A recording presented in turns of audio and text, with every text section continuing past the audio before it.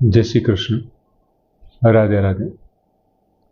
मित्रों, 28 श्लोक में एक सरस उदाहरण आव्युं के नदीनी वात करी कि यथा नदीनां बहवः अम्बु वेगाः समुद्रम एव अभिमुखाः द्रवन्ति। जेम नदीओ खूब वेगथी पोताना प्रवाहथी खूब वेगथी समुद्रम एव अभिमुखा द्रवन्ति, समुद्रनी तरफ दौड़ती रहे छे। तथा तव अमी एज रीते आ बधा लोको नरलोक वीरा एवो शब्द वाक्यो जे आ लोकना श्रेष्ठ वीरवो छे ते वक्त्राणी तारा देदीप्यमान तमारा आ मुखनी अंदर विशंति एटले प्रवेशी रह्या छे। अर्जुने भगवानना उग्र स्वरूपनुं वर्णन करता बात करी के आ नदीओनुं उदाहरण साथे अने हजी एक बीजुं उदाहरण अर्जुन आपे छे।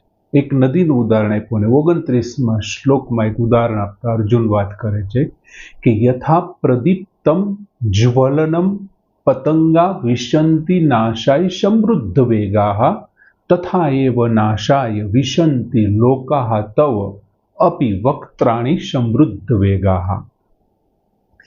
યથા એટલે જેમ, પતંગાહ એટલે પતંગિયાઓ, જેમ પતંગિયા। હવે आ बधा जे छे मोहने वश पतंगो छे, पतंगियाओ छे, मोहने वश थईने शुं करे छे तो के नाशाय नष्ट थवा माटे, नाश पामवा माटे समृद्ध वेगाः घणा वेगथी, खूब ज वेगथी प्रदीप्तम ज्वलंतम विशंति। प्रदीप्तम एटले प्रज्वलित, ज्वलंतम एटले आगमा, अग्निमा, विशंति एटले प्रवेशता होय छे।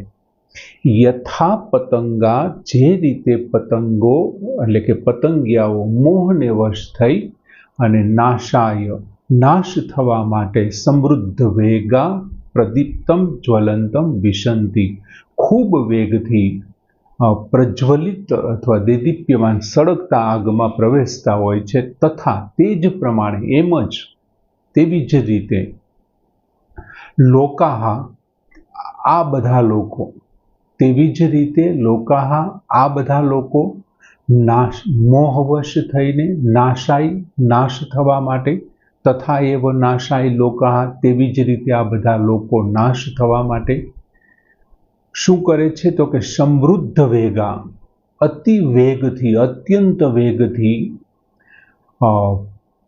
वक्त्राणी अपि विशंति। वक्त्राणी एटले आपना मुखमां, तव वक्त्राणी तमारा मुखमां विशंति एटले प्रवेशी रह्या छे। पतंगियाना उदाहरण आप्युं एमने पण मोहवश कीधा अने अहीं जे कंई आ व्यक्तिओ प्रवेशी रह्या छे ए पण मोहवश छे अने आपना मुखनी अंदर प्रवेशी रह्या छे। अने आ बंनेनुं कारण एक ज छे, एमा माटे कारण आप्युं नाशाय। बीजुं बंनेना वेग पण सरखा कीधा, समृद्ध वेगाः अतिशय वेगथी, अति वेगथी। एम हवे लीला लीला घासनी अंदर रहता पतंगिया चातुर्मास दरमियान बधी ज जग्याए ए लीला घास में रहेला छे अने चातुर्मास दरमियान जो कोई ए जग्याए अग्निने जोई जाए, प्रकाशने जोई जाए तो ए शुं करे छे, एमांथी मोहित थई जाय छे कि भाई अमने आ अंधारामांथी अजवाळुं प्राप्त थयुं अने ए अत्यंत वेगथी ए आगनी पासे जाय छे अने आगनी अंदर प्रवेश करे छे। पण खरेखर तो ए चातुर्मासमां लीला घासमां रहेवावाळा पतंगियाओ आ सळगता अग्निने जोईने मोह पामे छे अने मोहवश थई अने ते नाश माटे आवी प्रवृत्ति, एने खबर नथी के त्यां आपणो नाश थवानो छे अने एमना तरफ दौड़े छे। हवे ए तो एवुं समझे छे कि अमने सुंदर प्रकाश मळी गयो, हवे पछी अमारुं अंधारुं दूर थई गयुं, हवे अमने क्यांय अंधारुं नहीं मळे અને એ પ્રકાશ તરફ ગતિ કરે છે। એમાં ઘણા તો શું કરે છે, એટલી બધી ઝડપથી ગતિ કરે છે કે એમને એ પણ ખબર નથી પડતી કે અગ્નિ આવી ગઈ અને પોતે એમાં સ્વાહા થઈ જાય છે, બળી અને ખાખ થઈ જાય છે, સામે ચાલી અને પોતાના જીવનની આહુતિ આપી દે છે। ઘણા દાજી જવાને કારણે એ ઉડી ન શકવાને, ઉડવા માટેના એ અસમર્થ બને છે, કેમ કે એની પાંખો સળગી જાય છે अथवा तो एनी एकदम झीणी जे नस छे ए काम करती के सळगती आगने कारणे नुकसान पामे छे अने सळगी नथी शकती अने एमने त्यां तरफड़िया मारता रहे छे। ए તડપતા હોય એમ છતાંય એમની લાલચ તો અગ્નિ તરફ જ હોય છે. જો કદાચ કોઈ વ્યક્તિને માની લ્યો કે દયા આવે કે ભાઈ આટલા બધા ખેતરની અંદર પતંગિયાઓ ઉડી ઉડી અને એ તાપમાં પડે છે, અને જો કોઈ એ આગને બુઝાવી દે ને તો પણ એ એવું જ સમજે કે આ કેવો માણસ કહેવાય કે અમને દુઃખી કરે છે, આગ બુઝાવીને તે અમને દુઃખ આપે છે, માંડ અમને પ્રકાશ મળ્યો હતો અને અમારો અંધકાર નાશ થયો હતો. પણ એ નથી સમજતા કે અમારા નાશને માટે આ થઈ રહ્યું છે. અહીં અર્જુન કહે છે તથા એવ, તે જ પ્રમાણે લોકાહા, આ જે બધા લોકો છે તે જ પ્રમાણે આ બધા લોકો છે એ શું કરે છે? નાશાય, નાશ માટે, સમૃદ્ધ વેગા, અતિશય વેગથી, તવ વક્ત્રાણી વિશંતિ, જેમ પેલા પતંગિયાઓ આગમાં પ્રવેશે છે ને એમ તવ વક્ત્રાણી, તમારા મુખમાં, વિશંતિ એટલે પ્રવેશી રહ્યા છે. હવે અહીં સમૃદ્ધ વેગા આ શબ્દ આપ્યો છે. ત્યાં પતંગિયા મોહવશ અગ્નિમાં મોહ પામ્યા છે, અહીં સમૃદ્ધ વેગા શબ્દ મૂક્યો છે. એટલે શું? તો કે સમૃદ્ધ વેગા એટલે શું? તો કે સંસારના જે વિવિધ પ્રકારના ભોગ છે એ બધા ભોગ ભોગવવા માટે એમને જે લાલચ જાગે છે ને એમને કારણે જે ઉતાવળ કરે છે, વિવિધ પ્રકારના ભોગ છે, ત્યાર પછી વિવિધ પ્રકારના સંગ્રહ કરવામાં, ભોગ માટે થઈને જે સંગ્રહ કરવે છે અને સંગ્રહ કરવામાં 24 કલાક તત્પર રહે છે, પ્રયત્નશીલ રહે છે. બીજું, ભોગોનું ચિંતન એ એટલું બધું કરે છે, એટલું બધું વધી ગયેલું હોય છે કે એ વધી ગયેલા ચિંતનને કારણે એમને જે આ સાંસારિક વેગ પ્રાપ્ત થાય છે ને એમનું નામ છે આ સમૃદ્ધ વેગા. સાંસારિક આરામથી જિંદગી પસાર થઈ શકે તેવા, કદાચ માની લ્યો કે યુધિષ્ઠિર રાજ્ય કરતો હોત તો દુર્યોધન રાજા કરતાં પણ સારી જિંદગી જીવત, કેમ કે યુધિષ્ઠિરના સ્વભાવને આપણે જાણીએ છીએ. બધા જ સુખ એ એમનો શાંતિથી ભોગવી શક્યો હોત, કોઈ પણ જાતના પ્રજાની ચિંતા કર્યા વિના દુર્યોધનને જે જોતું હતું એ હસ્તિનાપુરમાંથી દુર્યોધનને મળત. કદાચ યુધિષ્ઠિર અને અર્જુન કરતાં પણ યુધિષ્ઠિર એમને જાજુ આપત એમ.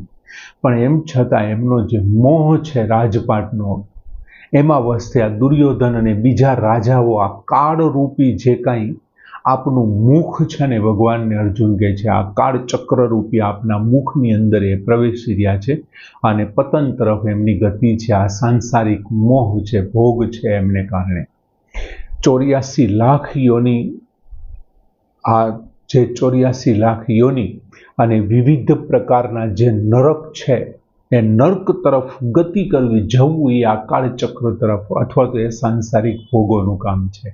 એ સાંસારિક ભોગ હોય, પછી સુખ હોય, વિવિધ પ્રકારના શારીરિક અને માનસિક આરામ છે, ત્યાર પછી માન છે, આદર છે, સન્માન છે, એમના માટે રાત દિવસ દોડે છે, પ્રયત્ન કરે છે. અને એમને કારણે શું થાય છે કે શારીરિક થાક લાગે છે, ક્યાંકથી અપમાન થાય છે, ક્યાંક દુઃખ થાય છે, ક્યાંક સહન કરવું પડે છે, વિવિધ પ્રકારના રોગોની અંદર એ ઘેરાઈ જાય છે અને ખાટલાવશ થઈ જાય છે. અને એમ છતાં વિવિધ દવાખાનામાં પડેલો, ખાટલાવશ પડેલો એ દર્દીના રૂપમાં હજી એવી લાલચ રાખે છે કે ડૉક્ટર હમણાં કંઈક દવા સારી આપશે, હમણાં કંઈક સારું ઇન્જેક્શન, હમણાં કંઈક આમ થશે.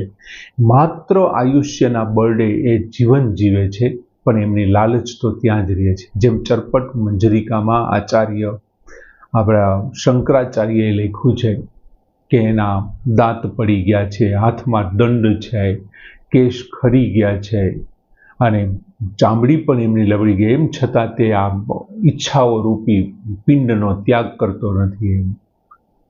આવો વ્યક્તિ છે ઈચ્છાઓના પિંડનો ત્યાગ નથી કરતો અને પતંગિયાની માફક આ કાળ ચક્રરૂપી જે આ છે એ 84 લાખ યોની અને નરક તરફ ગતિ કરી રહ્યા છે. મિત્રો, પૂર્વ શ્લોકમાં નદીની વાત આવી, અહીંયા પતંગિયાની વાત આવી. નદી પોતે સામેથી વેગથી દોડી અને સમુદ્રમાં ભળી જવા માટે જાય છે. પતંગિયું છે મોહવશ જઈ રહ્યું છે. જ્યારે મોહવશ સુખની લાલચમાં, ઈચ્છામાં, ભોગ ભોગવવા માટેની કોઈ વસ્તુ હોય છે, જ્યારે મોહવશ જાય છે ત્યારે એ લેવા માટે જાય છે અને નદી છે ને આપવા માટે જાય છે. જ્યારે કોઈ લેવા માટે જતી હોય છે ને, એમની ગતિ હોય છે ને, ત્યાં બહુ સારું કદાચ જીવન હોય તો એ સ્વર્ગનો અધિકારી બને, અને જ્યારે આપવા માટે જ્યારે જીવન હોય છે ને, ત્યારે મોક્ષનો અધિકારી બનતો હોય છે.